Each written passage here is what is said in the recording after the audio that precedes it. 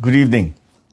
I have just come from the closing ceremony here in Vientiane, Laos People's Democratic Republic, where I attended the 44th and 45th ASEAN summits and related summits. The discussion amongst our partners and friends were not just about the challenges that we face individually, but equally importantly, also about our shared commitment to finding enduring solutions that will safeguard our collective future. The leaders of ASEAN agreed to work more closely together in promoting sustainable agriculture to achieve long-term food security. We are collaborating with our partners to support our MSMEs through addressing financing gaps and enhancing their capacities to integrate into global supply chains.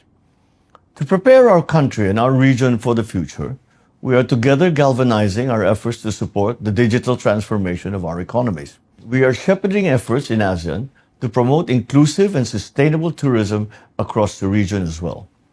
This will complement the Philippines' initiatives in positioning itself as a prime destination for sustainable tourism. The Philippines is leading critical initiatives that are significant to the future of this region. As host of the Loss and Damage Fund Board, the Philippines is privileged to play a strategic role in supporting the flow of climate finance to countries that are most vulnerable to climate change, as well as to advocate for needed support and action on climate resilience.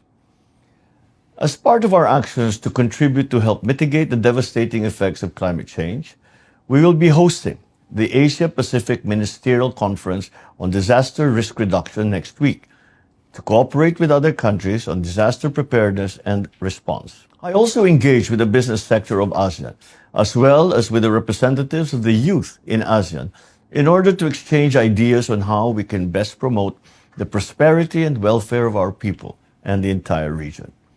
The leaders also discussed significant international issues and emerging challenges that not only impact our nation, but also the entire region, including, of course, the West Philippine Sea. I reaffirm that the Philippines will continue to defend our sovereignty, sovereign rights, and jurisdiction in the West Philippine Sea. And of course, all Philippine actions will be done in accordance with international law.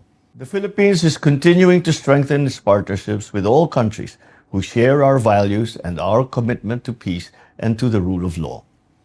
On the sidelines of the summit, I took the opportunity to engage leaders to discuss bilateral cooperation and strategic areas of mutual interest. We discussed agriculture cooperation with Vietnam, building on recently signed agreements on rice trade, smart agriculture, research and technology, farm management, and, again, sustainability. I also had the opportunity to thank Canada for its consistent support for the Philippines, especially on defense and maritime interests. I also took the opportunity to congratulate Canada on its G7 presidency and expressed on how we look forward to the successful conduct of Team Canada trade mission in the Philippines this coming December.